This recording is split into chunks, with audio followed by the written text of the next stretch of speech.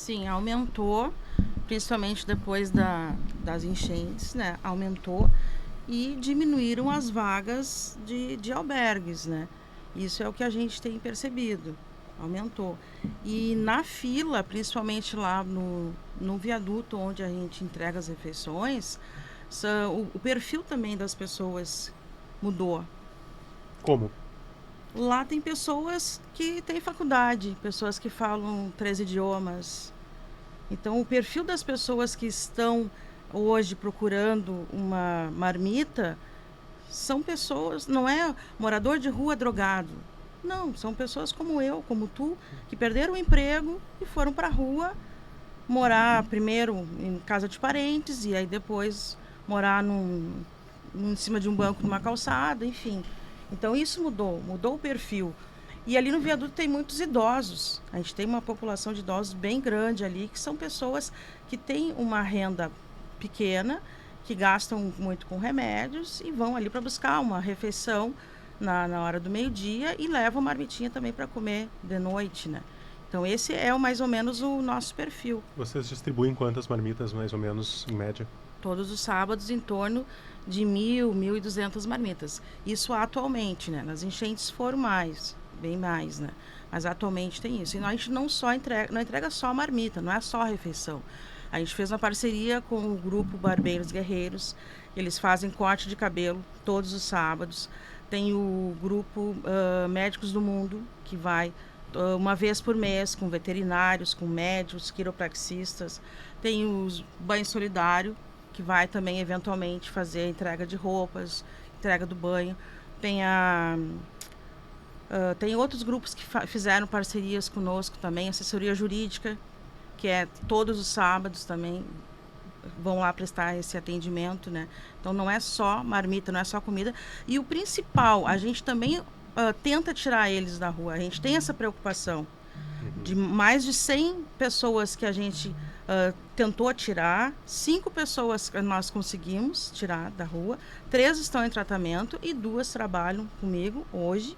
Uma delas está aqui no estúdio comigo, que é o Jonas. Hoje é meu voluntário.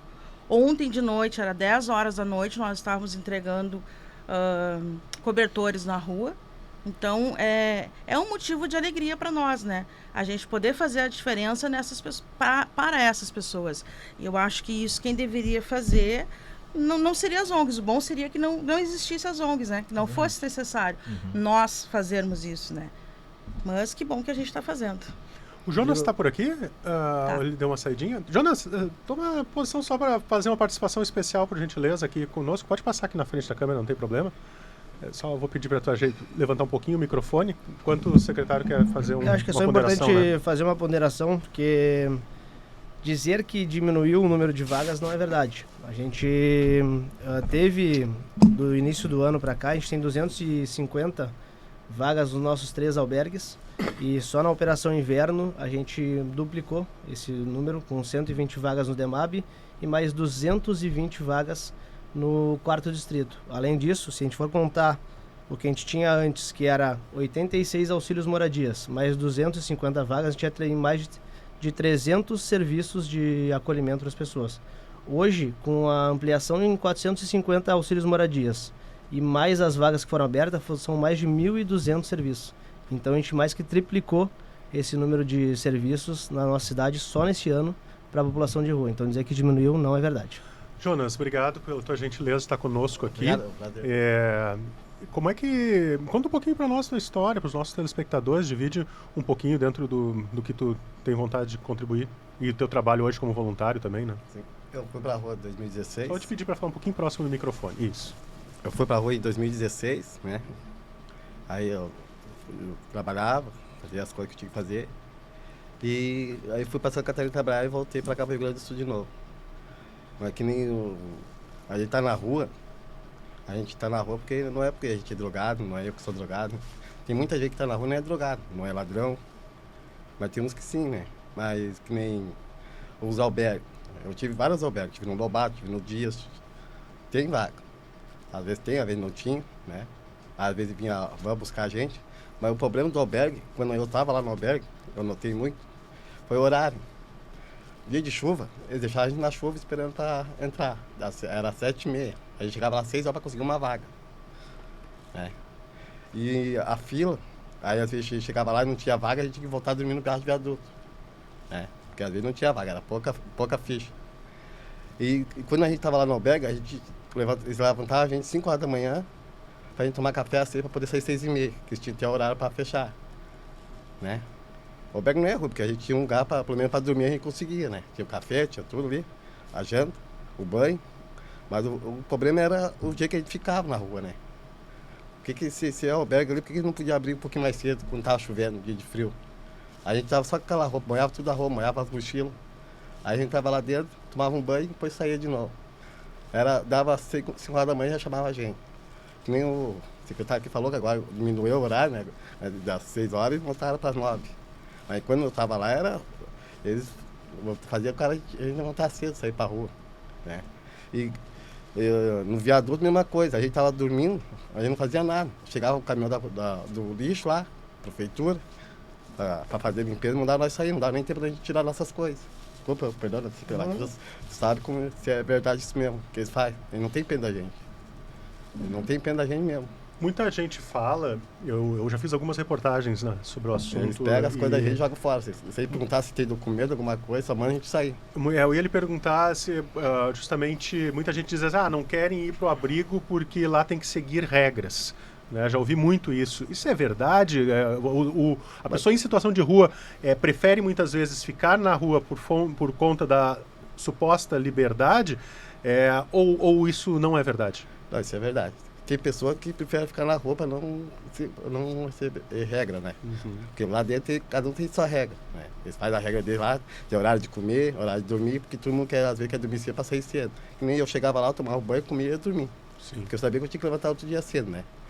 Mas tem uns que preferem ficar na rua porque não gostam de ser mandado, né? Não quero cumprir a regra, que nem eles querem ficar até tarde na TV, né? Tem uns que querem fazer bagunça, né? Mas, né? Tô me contando no caso. Mas o albergue é um lugar bom. Se desse uma chance, né? Levantasse, deixar a gente entrar mais cedo. Os capos também são bons, eles atendem bem a gente. Pelo menos eles atenderam bem, como eu uso mais capaz, me atenderam bem, me deram bastante, né? Mas o problema quando a gente entra lá, eles querem que a gente faça aquilo, a gente faz. Tudo bem, a gente vai comer, dorme. O problema é que a gente entra lá, a gente entra às 7h30 e sai às 5h30. Levanta às 5h30, 5 horas da manhã para tomar café e tem que largar. Aí dia de chuva, uma chuva, cara. Uma chuva. Eu tava com o meu cobertorzinho, uma mochila, molhou tudo porque eles não deixaram a gente entrar ainda às 7. Sim. Uhum. Esse é o problema, na hora de entrar e na hora da saída. Pra que eles estão, né? Porque levantar cedo, porque tirar a gente cedo da cama e entrar tarde, né? Sim. Esse é o problema da fila. Obrigado pelo teu depoimento, Jonas. Fica à vontade. Leonardo, tua percepção desse cenário hoje? Então, Rodrigo, eu até vou pegar um tempinho, né, dessa minha parte aqui para fazer uma apresentação rápida, né, para quem não conhece, né, o Centro Social da Rua e os projetos que fazem parte do Centro Social da Rua. A ONG ela tem 8 anos aqui na capital, tá? Ela foi idealizada e construída pela Letícia Andrade, né, que faço questão aqui de exaltar, que foi quem construiu esse trabalho, né, e o objetivo do Centro Social é resgatar, né, a dignidade do morador em situação de rua. Isso através de coisas básicas que envolvem, né, saúde e bem-estar. Por que eu digo, né? Um dos projetos é o Banho Solidário, né, que é o nosso maior projeto, né? Basicamente ele é uma estrutura móvel, né, onde tem 2 cabines e a gente leva para determinados locais, né, especialmente no centro histórico, onde tem mais concentração de população em situação de rua, né, e a gente oferece um banho quente. E dentro da ação a gente tem todo o aparato para oferecer uma roupa para doação, né, um lanche, até um acolhimento, né, muito do que a Rose falou, até abrindo um parênteses, que a gente tem essa parte do acolhimento é extremamente importante, né, que o secretário também pontuou, né, de indicar, de encaminhar, né, determinado para os aparelhos do estado, né, do município. E além do banho solidário, nós temos a lavanderia da rua, né, que é outro equipamento móvel que tem a estrutura para eles lavarem a roupa quem quiser, né, para não precisar descartar as roupas que ele está usando naquele momento.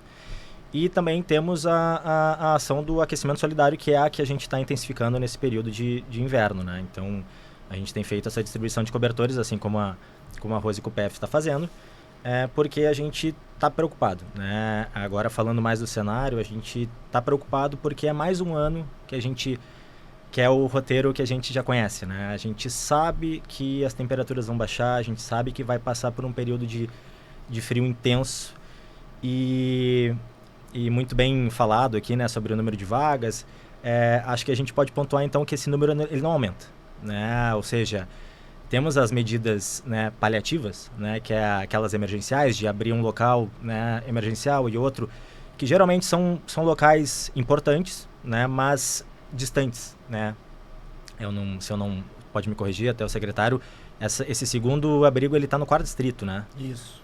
Então, nós que fazemos as ações na rua e nos concentramos na região central, né, que é onde o maior número de moradores em situação de rua estão, eles sempre pontuam isso, né? A distância, né, o deslocamento, o que é muito difícil, né?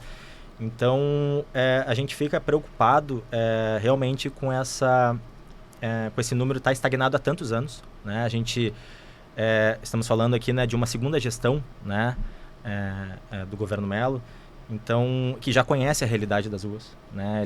Ele tem esse conhecimento, o secretário também entrou há pouco tempo, mas também tem um entendimento, né, de qual é a situação das ruas hoje.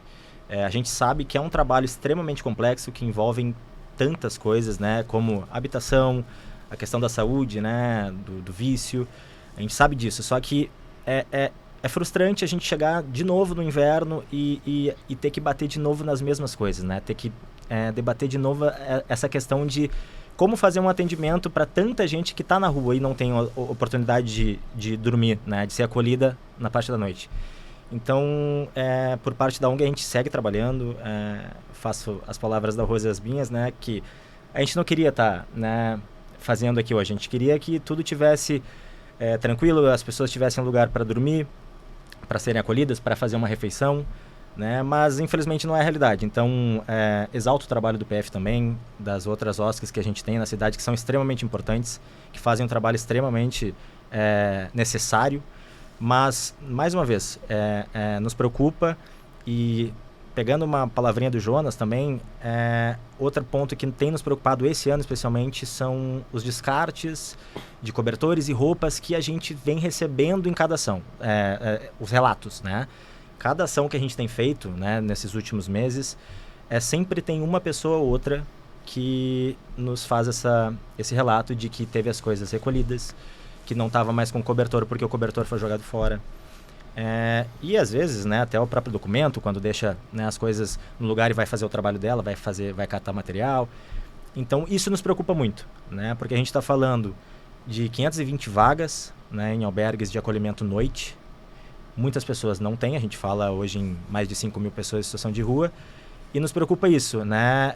A gente não tem vaga para todo mundo e as coisas, né, as pequenas contribuições que essas pessoas recebem para passar uma noite com frio intenso, são descartadas,